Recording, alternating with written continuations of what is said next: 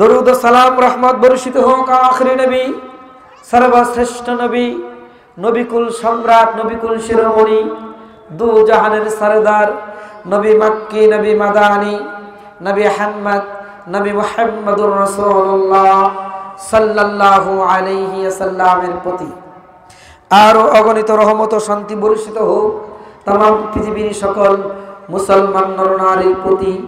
সবাই বলে আমিন। সম্মানিত হাজিরিন, 2 দিন ব্যাপী ওয়াজ মাহফিলে আজকে শেষ রজনী, শেষ দিন অতিবাহিত হতে চলছে। মহান আল্লাহ তাআলা, আল্লাহ সুবহানাহু ওয়া তাআলা তিনি জানেন আজকের মাহফিল বাৎসরিক 2 দিনের শেষ মাহফিল। তিনি জানেন কোন কোন ব্যক্তির জন্য জীবনের তরে আজকের মাহফিল শেষ মাহফিল, ঠিক কিনা?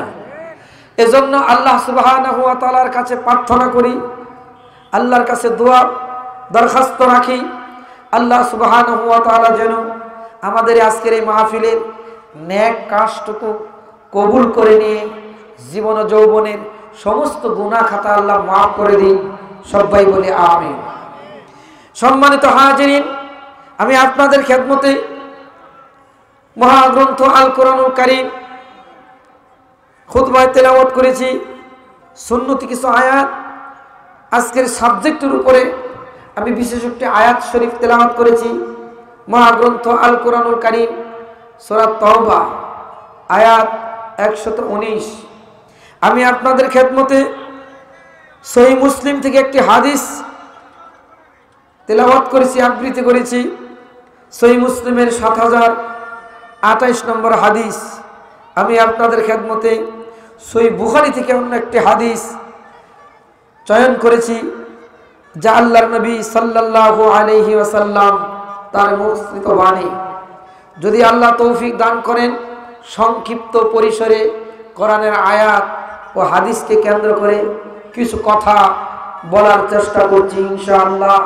ওমা তাওফিকি ইল্লা বিল্লাহ, আলাইহি তাওয়াক্কালতু ওয়া ইলাইহি উনী।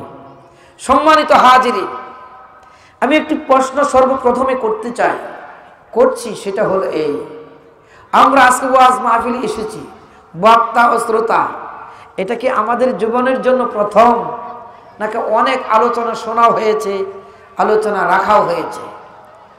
কি বলেন, ঠিক কিনা? আলোচনা আমরা জীবনে বহু শুনেছি এবং আমরা বক্তা যারা অনেক আলোচনা বিভিন্ন জায়গায় করে এসেছি। তাহলে আলোচনা শোনা ও করা সার্থকতা হবে তখন, আমলে আনবো যখন।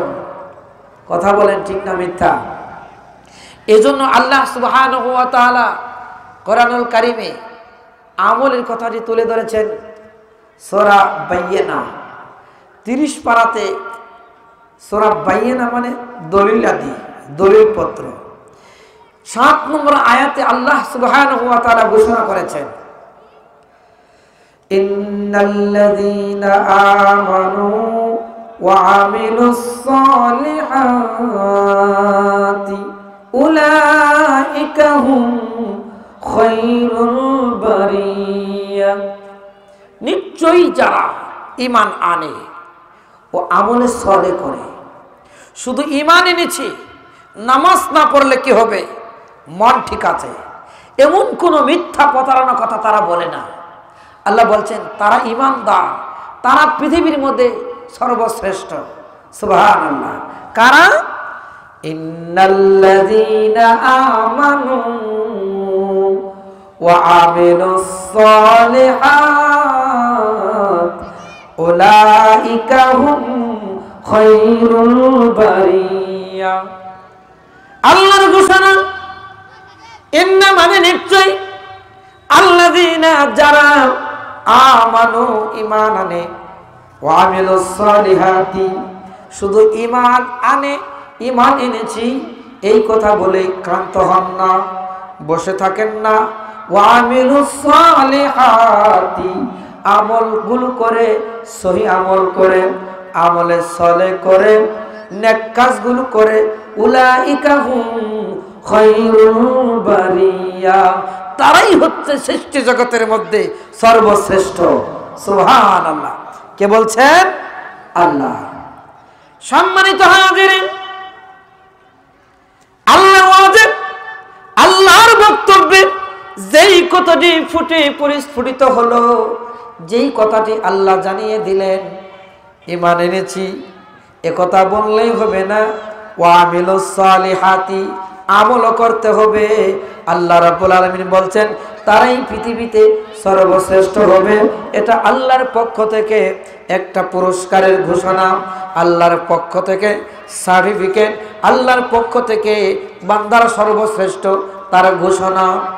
শুধু ঘোষণাই দিলে হবে না, আল্লাহ রাব্বুল আলামিন তাদেরকে জানিয়ে দিলেন জাযাউহুম ইনদা রাব্বিহিম জান্নাতু আদনিন তাজরি মিন তাহতিহাল আনহার আল-আনহারু খালিদিনা ফিহা আবাদা রাদিয়াল্লাহু আনহুম ওয়া রাদু আনহু যালিকা লিমান খাশিয়া রাব্বাহ। যারা ঈমান আনে, ভালো কাজগুলো করে, আমলে সালেহ করে, নবী রাসূলদের কাজ করে, সাহাবীরা যে কাজ করেছেন, আল্লাহ তাবারক ওয়া তাআলা খুশি হয়ে সাহাবীদের প্রতি কোরআনের আয়াত নাজিল করে গেছেন। সাহাবীদের আমল আখলাক দেখিয়ে, ঈমান দেখিয়ে, আমল দেখিয়ে আল্লাহ বলেছেন রাদিয়াল্লাহু আনহুম ওয়া রাদু আন। আল্লাহ সাহাবীদের আমল দেখিয়া, নবী তার সাহাবীদের আমল আখলাক দেখিয়া আল্লাহ তাদেরকে জান্নাত দিয়া আল্লাহ তাদের প্রতি হয়ে গেছেন সন্তুষ্ট। ওয়া রাদু আনহু, আল্লাহর বান্দারা আল্লাহর জান্নাত পায়া তারাও আল্লাহর প্রতি হয়ে গেছেন সন্তুষ্ট। আল্লাহ বলছেন এরাই হলো সৃষ্টি জগতের মধ্যে সবার সেরা। আল্লাহর ঘোষণা, এরা সবাই না, যালিকা লিমান খাশিয়া রাব্বাহ, যাদের অন্তরে মহান রবের ভয় রয়ে গেছে, তারা ঈমান আনে এবং আমলে সালেহ করে, সৎ আমল করে। আল্লাহ বলছেন উলাইকা হুম খায়রুল বারিয়া, তারাই সৃষ্টি জগতের মধ্যে সর্বসেরা। সুবহানাল্লাহ বিহামদিহি সুবহানাল্লাহিল আযীম। সম্মানিত হাজিরিন, 2 দিন ব্যাপী ওয়াজ মাহফিলের প্রথম দিন চলে গেছে, আজকের দিনটাও কিছু অংশ রাত্রি চলে গেছেন। অতএব যে সমস্ত মা ও বোনেরা ভাইয়েরা বাড়িতে রাস্তা অপেক্ষা করছেন, আল্লাহর নবী বিশ্ব নবী সাল্লাল্লাহু আলাইহি ওয়াসাল্লামের হাদিসখানা তারা শোনেন, আমল করার জন্য চেষ্টা করেন। আমল করলে আল্লাহ রাব্বুল আলামিন আমাদেরকে শ্রেষ্ঠ বলে ঘোষণা দান করবেন। আল্লাহর নবী সহিহ মুসলিমের ভিতরে 7028 নম্বর হাদিসের মধ্যে বলেছেন, আনাবি হুরায়রা রাদিয়াল্লাহু তাআলা আনহু قال قال رسول الله صلى الله عليه وسلم من سلك طريقا يلتمس فيه علما سهل الله له به طريقا الى الجنه রাহ মুসলিম। যে ব্যক্তি ইলম অন্বেষণের জন্য, জ্ঞান হাসিলের জন্য, যে ব্যক্তি কোন পথ ধরে, আল্লাহ রাব্বুল আলামিন তার জন্য জান্নাতের পথকে সহজ করে দেয়। সুবহানাল্লাহ বিহামদিহি সুবহানাল্লাহিল আযীম। হাদিস সহিহ বুখারী 7028 নম্বর হাদিস। কে বলছেন? আল্লাহর নবী সাল্লাল্লাহু আলাইহি ওয়াসাল্লাম বলেছেন, যে ব্যক্তি ইলম জ্ঞান কোরআন হাদিসের জ্ঞান ইলম অন্বেষণের জন্য কোন রাস্তা ধরে, পথ ধরে, আল্লাহ তাবারক ওয়া তাআলা তার জন্য ওই ইলমের কাজটুকু অন্বেষণের জন্য আল্লাহ তার বিনিময়ে আল্লাহর জান্নাতের পথকে ব্যক্তির জন্য সহজ করে দেন। সম্মানিত হাজিরিন, তাই তো বিশ্ব নবী মুহাম্মাদুর রাসূলুল্লাহ সাল্লাল্লাহু আলাইহি ওয়াসাল্লাম সহিহ বুখারীতে 4639 নম্বর একটা হাদিস রয়েছে, যা আল্লাহর নবী বলছেন, আন উসমান ইবনে আফফান রাদিয়াল্লাহু তাআলা আনহু قال قال رسول الله সাল্লাল্লাহু আলাইহি ওয়াসাল্লাম খায়রুকুম মান তাআল্লামাল কুরআনা ওয়া আল্লামা, রাহুল বুখারী। আল্লাহর নবী বলেন, তোমাদের ভিতরে ওই ব্যক্তি সর্বোত্তম যে কোরআন শিখে আবার অন্যকে শিক্ষা দান করে। তাহলে একটা ব্যক্তির মধ্যে দুটা গুণ পাওয়া যাবে। ওই ব্যক্তি হচ্ছেন নবী মুহাম্মদ রাসূলুল্লাহ সাল্লাল্লাহু আলাইহি সাল্লামের ভাষ্যতে তার বক্তব্যে উত্তম গুণ পাওয়া যাবে কয়টা? দুইটা। এক, কোরআন শিখে। দুই, অপরকে শিক্ষা দান করে। জাতির কাছে প্রশ্ন, যে ব্যক্তি কোরআনের জ্ঞান শিখে সেই ব্যক্তি আল্লাহর কাছে, আল্লাহর নবীর কাছে হলেন উত্তম।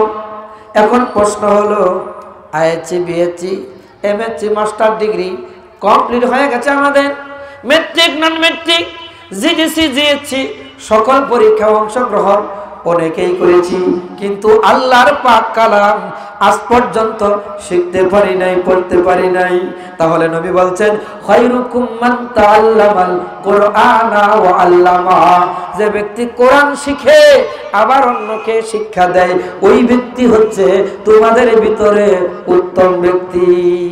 প্রশ্ন হলো, আমি কি কোরআন আল্লাহর কিতাব শিখেছি, সেইভাবে কি পড়ি, সেইভাবে কি আমল করি, সেইভাবে কি আল্লাহর জমিনে আল্লাহ দিন প্রচেষ্টার জন্য, প্রচারের জন্য প্রচেষ্টা, চেষ্টা, সংগ্রাম, সাধনা আমি কি করি? না যদি করি, কিয়ামতের হাসরের ময়দানে আল্লাহর কোর্টে আমাদের জবাব দিতে হবে। নবী বলছেন, কুল্লুকুম রাইন ওয়া কুল্লুকুম মাসউলুন আন রায়াতিহি, তোমরা প্রত্যেকেই দায়িত্বশীল। কিয়ামতের মাঠে, হাসরের কোর্টে আল্লাহর কাছে জবাব দেয়া লাগবে, তোমরা কে কতটুকু দায়িত্ব পালন করেছো।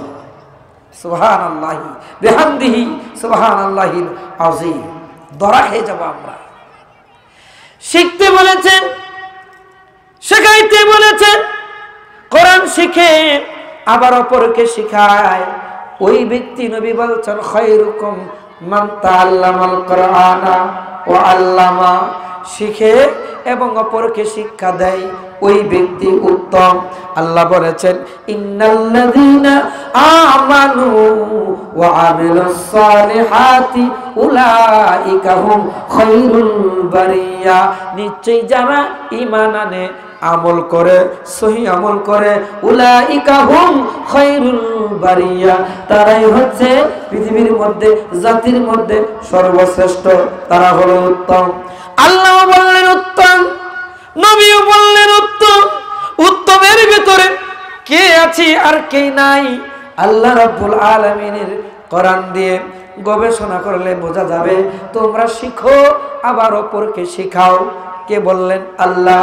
নবী বললেন আল্লাহ, নবীও বললেন, আল্লাহ বললেন, শিখো, শিখাও। শিখলে কি হবে? আমল করবে। জানলে তো পরে মানবে, জানাই হলো না, মানবো কি করে? কথা ঠিক না মিথ্যা? এজন্য নবী বলছেন, যে ব্যক্তি এলেম অন্বেষণের জন্য, আহরণের জন্য কোন পথ ধরে রাস্তায় চলে, ওই ব্যক্তির জন্য আল্লাহ সুবহানাহু ওয়া তাআলা জান্নাতের পথকে সহজ করে দেন। সোজা কথা নয়।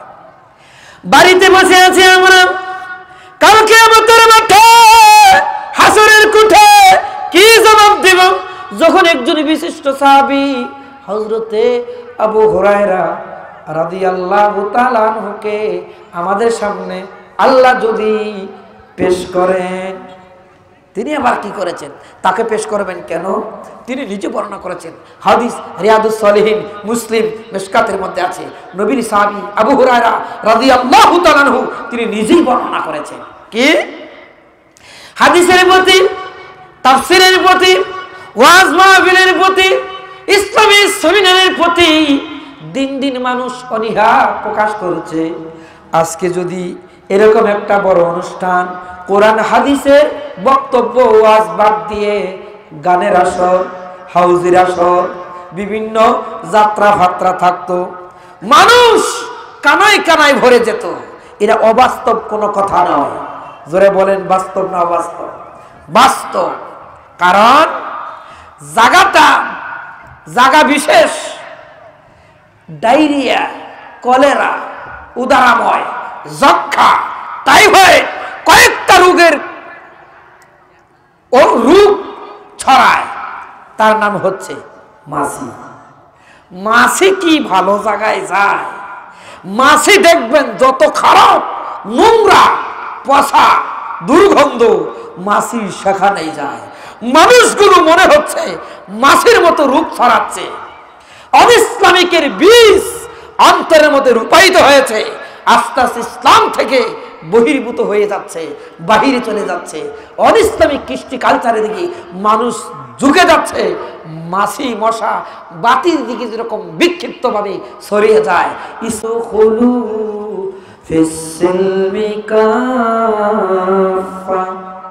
ঘোষণাকার আল্লাহ, হে ইমানদারেরা, ইসলামের ভিতরে পরিপূর্ণ ঢুকো, প্রবেশ করো। মানে আমরা বাহিরে আছি, বাহিরে চলে যাচ্ছি।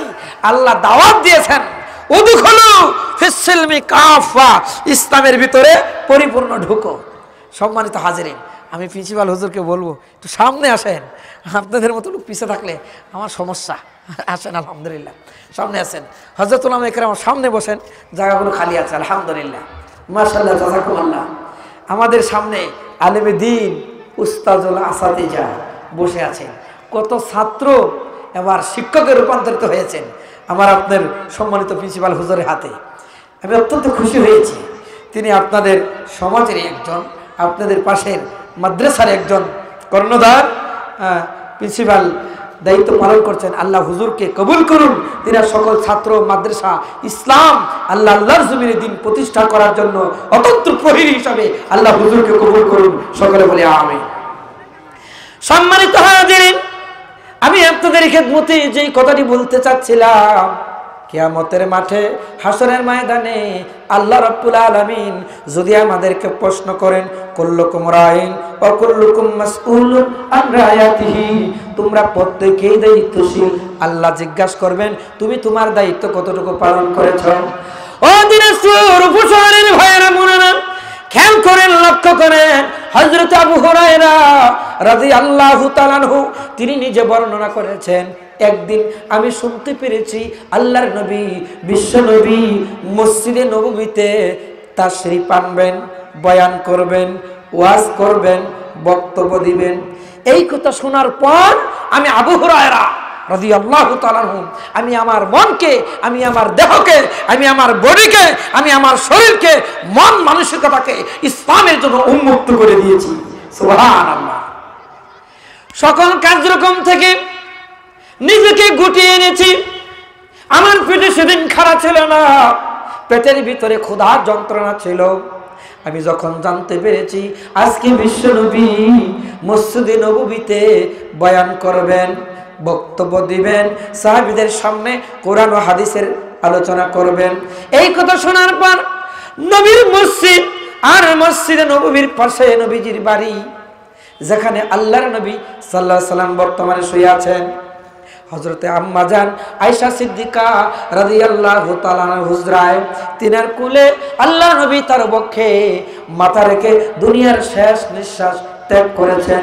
সেই জায়গা মসজিদে নববী একবারে কাছাকাছি, সরকার প্রাচীর দিয়ে, বিল্ডিং দিয়ে, ইমারত দিয়ে একবারে মসজিদে নববীর কাছাকাছি নিয়ে গেছেন। সেখানে ছিল রাসূলের বাড়ি আর মসজিদে নববী। যারা গিয়েছেন মক্কা মদিনা দেখে এসেছেন। হযরত আবু হুরায়রা বলেন, মসজিদে নববীর পাশে নবীজির বাড়ি আর মসজিদে নববী সোনার মদিনার মসজিদ, মাঝখানে একটু ফাঁকা জায়গা। আমি আবু হুরায়রা ওই জায়গায় আমি অপেক্ষা করতেছি কখন বিশ্বনবী সাল্লাল্লাহু আলাইহি ওয়াসাল্লাম আসবেন, মসজিদে ঢুকবেন, বক্তব্য দিবেন। আমি আমাকে তৈরি করে রেখেছি বিশ্বনবীর সঙ্গে আমি মসজিদে ঢুকব। প্রথম থেকে শেষ পর্যন্ত যতটুকু বক্তব্য তিনি দিবেন আমি আমার মনকে বক্তব্যের জন্য উন্মুক্ত রেখে দিয়েছি। সুবহানাল্লাহ বিহামদিহি সুবহানাল্লাহিল আযীম। তিনি বলছেন কিন্তু আমি খুব কষ্ট পাচ্ছি, কারণ আমার প্রচন্ড ক্ষুধার যন্ত্রণা পেটের ভিতরে ছিল, কিন্তু খাবার নাই। বাড়িতে গেলে যাইতে পারি, বাড়ি একটু দূরে গেলে হয়তো বা কিছু খাইতে পারি, তারপরেও বাড়িতে যাই না। এই জন্য যাই না, বিশ্বনবী মসজিদে যদি ঢুকেন, বক্তব্য যদি শুরু করে দেন, আমি যদি খাইতে যাই, আল্লাহর নবীকে যদি না পাই, তিনি যদি বক্তব্য দেন, আমি যদি গায়ের হাজির থাকি, আমি যদি অনুপস্থিত থাকি, আমার তো বক্তব্য শোনা হবে না, আমার তো জানা হবে না। নাই যদি জানি মানব কি, নাই যদি মানি আমল করব কি? আমল যদি না করি মিজানের পাল্লা হালকা থাকবে, কিয়ামতের মাঠে আল্লাহর আদালতে আমি লাজবাব হয়ে যাব। فَأَمَّا مَنْ ثَقُلَتْ مَوَازِينُهُ فَهُوَ فِي عِيشَةٍ راضية। সেই দিন মিজানের পাল্লা যার বাড়ি হবে, আল্লাহ বলছেন তার সুখের স্বাচ্ছন্দ্যের জায়গায় অবস্থান হবে। জোরে বলেন সুবহানাল্লাহ।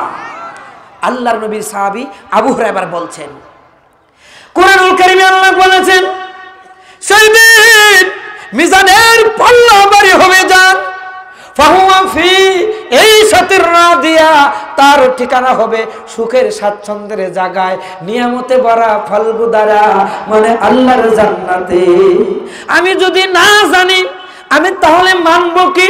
নাই যদি মানি আমল করা হবে না, আমল যদি না করে মিজানের পাল্লা বাড়ি হবে না। কাল কিয়ামতের মাঠে আমি আল্লাহর কাছে থেকে যাব। এই জন্য আমার পেটে খাবার নাই, তারপরেও বাড়িতে যাই না।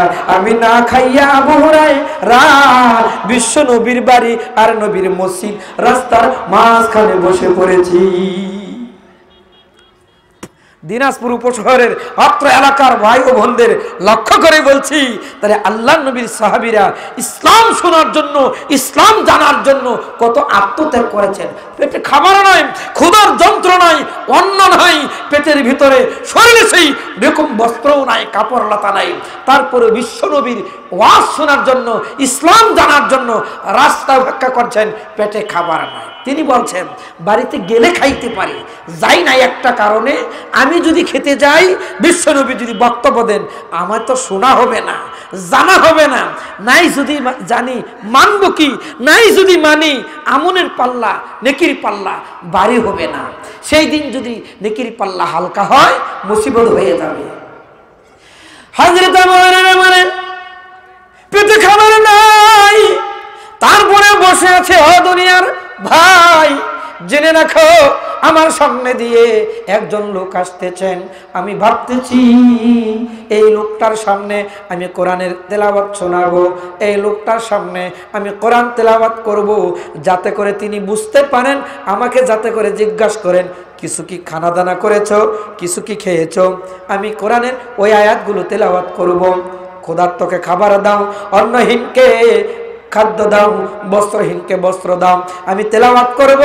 আল্লাহ রাব্বুল আলামিনের কোরআন তেলাওয়াতের কারণে লোকটা বুঝতে পারবে, লোকটা কোরআন তেলাওয়াত করতে দুর্বলতা প্রকাশ করছে, শক্তি পাচ্ছে না, আওয়াজ হচ্ছে না, মনে হয় ক্ষুধার যন্ত্রণা পেটের ভিতরে আছে। এইটা ভাবিয়া আমি আবু হুরায়রাকে কিছু খাবার দিলেও দিতে পারে, এই মনে করিয়া আমি লোকটাকে দেখতেছি। আমার কাছে যখন আসতেছেন, আমি পবিত্র কালামুল্লাহ তেলাওয়াত করতেছি। লোকটা আমার সামনে আসলো, মসজিদে নববীতে ঢুকে গেলেন। আমি লক্ষ্য করলাম লোকটা আর কেউ না, বিশ্ব নবীর সাহাবী হযরতে আবু বকর রাদিয়াল্লাহু তাআলা আনহু। তিনি মসজিদে চলে গেলেন। তিনি বুঝলেন না আমার ক্ষুধার ভাব রয়েছে। আমি ভাবলাম আমার নসিবে হয়তো বা খাবার নাই। আমি ভাবলাম আমি আজকে খেতে পারলাম না, উনি তো বুঝতে পারেন নাই আমার ক্ষুধা লেগেছে। আবার কেউ যদি আসে, আমি আবার কোরআন তেলাওয়াত করব। আমার ক্ষীণ ক্ষীণ আস্তে আস্তে আস্তে আওয়াজে তেলাওয়াত শুনিয়া ওই লোকটা হয়তো আমাকে কিছু খাবার দিলেও দিতে পারে। এই কথা ভাবিয়া হযরত আবু হুরায়রা আরেকটা লোক আসতেছেন, তার সামনে আল্লাহর কোরআন তেলাওয়াত করতেছেন। তিনি আবার বলছেন, আমি তেলাওয়াত করলাম, লোকটা আমার সামনে দিয়ে আসলো, আমি দেখতে পাইলাম তিনি আর কেউ না, হযরতে উমর রাদিয়াল্লাহু তাআলা আনহু। তিনি আসলেন, মসজিদে চলে গেলেন, আমার কথা ভাবলেন না, আমাকে জিজ্ঞাসা করলেন না। আমি আবার ভাবলাম, আমার তকদিরে খাবার নাই, আমার নসিবে খাবার নাই, কেউ তো জিগায় না। নাহানু নারযুকুকুম, আল্লাহ বলছেন আমি তোমাদের খাবার দেই, আল্লাহ কখন দিবে আল্লাহ ভালো জানে। আবু বকর চলে গেলেন, হযরত ওমরও চলে গেলেন, কেউ জিজ্ঞাসা করলো না তুমি কি কিছু খেয়েছো? আমি না খেয়ে ওই রাস্তায় বসে রয়েছি, একবার শুয়ে পড়ি, আবার বসে থাকি, আবার আমি অস্থির হয়ে যাই, তারপরেও বাড়িতে যাই না। একটা কারণে, বিশ্বনবী যদি বক্তব্য শুরু করে দেন, আমি তো থাকতে পারবো না, আমি গেছি খাওয়ার জন্য, এই জন্য আমি যাই না। সুবহানাল্লাহ, সুবহানাল্লাহি বিহামদিহি, সুবহানাল্লাহিল আযীম। সম্মানিত হাজিরিন, বাইরে আমার, মায়েরা আমার, খালা আমার, বেটি আমার, আবু হুরায়রা বলছেন আমি এবার অপেক্ষা করতেছি বিশ্বনবী সাল্লাল্লাহু আলাইহি সাল্লাম যখন আসবেন, সঙ্গে সঙ্গে আমি তার সঙ্গে মসজিদে নববী মেহমান হয়ে যাব, আল্লাহর ঘরে আমি ঢুকে যাব। নবী যা বয়ান করবেন আমি মনোযোগ দিয়ে সেগুলো শ্রবণ করব, আমি সেগুলো আমল করব। এই কথা ভাবতেছেন, পেটে খাবার নাই, তারপরেও খাবার জন্য বাড়িতে চলে যায় না, না খেয়ে বক্তব্যের অপেক্ষায় আছেন। একজন লোক আসতেছেন, আবু হুরায়রা বলছেন আমি রেডি হইতেছি, আমি তার সামনে আল্লাহর কালাম তেলাওয়াত করব, আমি এটা সিদ্ধান্ত নিতেছি। দেখতে দেখতে দেখতে দেখতে লোকটি আমার সামনে হাজির হয়ে গেছে। চোখ দিয়ে তাকিয়ে দেখি বিশ্বনবী আমার সামনে হাজির। বাইরে আমার, বোনের আমার, আল্লাহর নবীর সাহাবী আবু হুরায়রা বলছেন আমি আল্লাহর নবীকে দেখে কোরআন তেলাওয়াত করব, যাতে করে তিনি বুঝতে পারেন তোমার আওয়াজটা ক্ষীণ, তোমার আওয়াজটা হালকা, তোমার আওয়াজটা দুর্বল। এইটা ভাবিয়া তিনি আমাকে কিছু খাবার দিতে চাইবেন। আমি এটা ভাবতেছি, কোরআন তেলাওয়াত করব, বিশ্ব নবীর সামনে আল্লাহর কিতাব পাঠ করব। আমি পড়ি নাই, ভাবতেছি, আমি চেষ্টা করেছি, শুরু করব। আল্লাহর নবী আমার সামনে দাঁড়িয়ে বলছেন আবু হুরায়রা তোমার দিকে তাকিয়ে মনে হয় কয়দিন ধরে তুমি খাও না। সুবহানাল্লাহি বিহামদিহি, সুবহানাল্লাহিল আযীম। ওয়া মা আরসালনাকা ইল্লা রাহমাতাল লিল আলামিন। আল্লাহু আকবার। কুরআনুল কারীম 27 পারা 17 নম্বর পারা সূরা আম্বিয়া আয়াত নম্বর 107। আল্লাহ বলছেন হে রাসূল আমি আপনাকে পৃথিবীর জন্য রহমত করিয়া পাঠাইছি। সুবহানাল্লাহ। রহমতের নবী, আল্লাহর নবীর সাহাবী না খেয়ে অপেক্ষা করতেছেন, ওয়াজ শুনবেন, নবীর বক্তব্য শুনবেন মসজিদে নববীতে। এজন্য নবীজির সাহাবী ওখানে বসে আছেন। আল্লাহর নবী দেখিয়া তাকে বুঝতে পেরেছেন, আবু হুরায়রা তোমার দিকে তাকালে মনে হয় কয়দিন ধরে তুমি খাও না। আবু হুরায়রা বক্তব্য দিব না, চলো চলো আমার বাড়িতে তোমার দাওয়াত, আমার বাড়িতে তোমার যাবো, চলো চলো আমার বাড়িতে চলো। সম্মানিত হাজিরিন, আল্লাহর নবী আগে আগে যান, হযরত আবু হুরায়রা পিছনে পিছনে যান। আল্লাহর নবী বাড়িতে গিয়ে সালাম দিলেন, স্ত্রীদের সালামের জবাব পাইলেন। আল্লাহর নবী ঘরের ভিতরে ঢুকলেন, কোন এক কক্ষে, কোন এক কামরায়, কোন এক হুজরা নবীজি প্রবেশ করিয়া দেখতে পাইলেন এক গ্লাস অথবা এক পেয়ালা দুধ রাখা আছে। নবীজি জিজ্ঞাসা করলেন ও আমার স্ত্রীরা খালি মুখে চলে গেলেন, আমি খালি খালি চলে গেলাম, ঘরে কোনো দুধ দেখতে পাইলাম না। একটু পরেই চলে আসলাম, আমি দেখতেছি এক গ্লাস দুধ, এক পেয়ালা দুধ আমার এই হুজরাতে, আমার এই কক্ষে, আমার এই রুমে রাখা আছে। দুধ কোথা থেকে পাইলেন? স্ত্রীরা বললেন ইয়া রাসূলুল্লাহ সাল্লাল্লাহু আলাইহি ওয়াসাল্লাম পাশের বাড়ি থেকে আপনাকে হাদিয়া পাঠাইছে। আল্লাহর নবী তার জন্য দোয়া করলেন, আল্লাহুম্মা সাল্লি আলাইহি আল্লাহুম্মা বারিক আলাইহি, আল্লাহুম্মা আকসির মালাহু, আল্লাহ তাদের সম্পদ বাড়িয়ে দিন। জাযাকুমুল্লাহ খায়রান ফিদ দুনিয়া ওয়াল আখিরাহ। আল্লাহর নবী এইভাবে দোয়া করলেন। আর আবু হুরায়রাকে বললেন, আবু হুরায়রা, তোমার ক্ষুধা লেগেছে আমি বুঝতে পেরেছি। শুধু তুমি না, আহলে সুফফার আরো 70 জন সাহাবী আল্লাহর নবীর মসজিদের বারান্দায় তারা অপেক্ষা করতেছে। আহলে সুফফার সদস্যরা কিছু খায় না, কেউ কিছু দিলে খায়, তাদের কোনো খাবার নাই। এমনিতে আল্লাহর ইবাদতে নিজেকে মনোনিবেশ করে, আত্মনিয়োগ করে, যাও যাও, তোমার মতো তারা ক্ষুধার জন্য অস্থির হয়ে আছে। আমি বিশ্বনবীর বাড়িতে তাদের দাওয়াত দিয়ে আসো, তুমি যাও, বাড়িতে 1 গ্লাস দুধের ব্যবস্থা আছে, আমার বাড়িতে তাদের সকল সাহাবীকে তুমি জিয়াফত করে আসো। জোরে বলেন সুবহানাল্লাহ। কয় মন দুধ কিনেছে ঘুষের কাছ থেকে? কয় কেজি দুধ কিনেন নাই, কোন বাড়ি থেকে হাদিয়া দিয়েছেন 1 গ্লাস অথবা 1 পেয়ালা। বরকতের মালিক কে? আল্লাহ। ওয়া আলাল্লাহি ফাতাওয়াক্কালু ইন কুনতুম মুমিনিন। সূরা মায়েদা আয়াত 18। আল্লাহ সুবহানাহু ওয়া তাআলা বলছেন, আল্লাহর কাছে ভরসা করো। মুমিন যদি হও, প্রকৃত মুমিনদের উচিত আল্লাহর উপরই তাওয়াক্কুল করা, আল্লাহর উপরই ভরসা করা।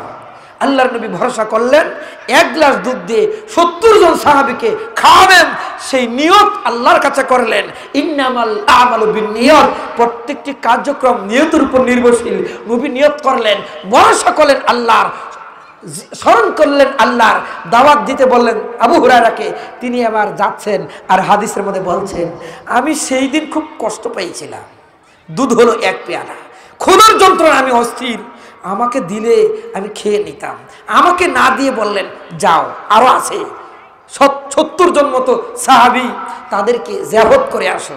আমি ভাবলাম 1 পেয়ালা দুধ, 1 গ্লাস দুধ আমারই হয়তো বা হবে না, এতগুলো মানুষকে বিশ্বনবী দাওয়াত দিতে বললেন, আজকে তকদিরে দুধ নাই, আজকে হয়তো বা রেজেকে দুধ মিলবে না। তিনিও ভরসা করলেন আল্লাহর। কার? আল্লাহ। আল্লাহ রাব্বুল আলামিনের নবী, নবীর সাহাবী আবু হুরায়রা সকল সাহাবীদেরকে, আহলে সুফফার সদস্যদেরকে দাওয়াত দিলেন। নবীর বাড়িতে তারা আসলেন। আবু হুরায়রা বলছেন, আল্লাহর নবী সেই দিন সেই সময় আমাকে বললেন, আবু হুরায়রা তুমি এখন খাদেমদারি করো, তুমি স্বেচ্ছাসেবক, তুমি ভলেন্টিয়ার, তুমি কাজ করো, এই সাহাবীদেরকে তুমি মেহমানদারি করো, তুমি দুধের ব্যবস্থা করো, তুমি তাদেরকে দুধ বিতরণ করো।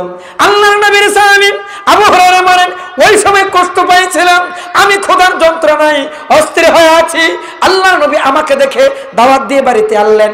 আল্লাহর নবী তাদেরকে আগে দিতে বললেন, কিন্তু নবীর উত্তরসূরি, নবীর ইত্তেবা করতে হবে। আমি নবীর কথাটা আমি ক্ষণে ক্ষণে পালন করলাম। বিসমিল্লাহ বলে ডান দিক থেকে শুরু করলাম। আমি যখন প্রথম ব্যক্তির হাতে দুধের পেয়ালাটি দিলাম, দুধের গ্লাস দিলাম, আমি দেখতেছি প্রথম ব্যক্তি 1 চুমুক, আরেক চুমুক, 1 গ্লাস দুধ। নবী বলছেন 1 চুমুকে খাবে না, নবীর সুন্নাহ হলো 3 বারে খাবে, 3 দমে খাবে, 3 নিঃশ্বাসে খাবে। সাহাবী খাচ্ছে, আমি আবু হুরায়রা মনে মনে দুর্বল হয়েছি। 1 গ্লাস দুধ যেইভাবে খাইতেছে আমার নসিবে দুধ মিলবে না। আমি একটু ভুরানোগে এরকম করে পায়ে ভর দিয়ে দেখতেছিলাম, পাতিলে দেখতেছিলাম, গ্লাসে দেখতেছিলাম, পেয়ালাতে দুধ আছে না সব শেষ করছে। আমি তাকাইয়া দেখি আল্লাহর বান্দা এমন ভাবে দুধ পান করেছে যেই রকম দুধ ভর্তি ছিল, খাওয়ার পরে দেখি পূর্ণ গ্লাসটা সেইভাবে ভর্তি হয়ে আছে। রিজিকের মালিক কে? আল্লাহ। বরকতের মালিক কে? আল্লাহ। আবু হুরায়রা রাস্তার পথিক, আল্লাহর নবীর মুখ থেকে কোরআন হাদিসের বক্তব্য শুনবেন। আল্লাহ তার মান, তার শান, তার ইজ্জত এত বাড়ায় দিলেন, পৃথিবীর উত্তম বাড়ি, পৃথিবীর সর্বশ্রেষ্ঠ মহামানবের বাড়িতে আল্লাহ তার দাওয়াতের ব্যবস্থা করলেন। সুবহানাল্লাহ, সুবহানাল্লাহ। পৃথিবীর সর্বোত্তম মহামানব কে?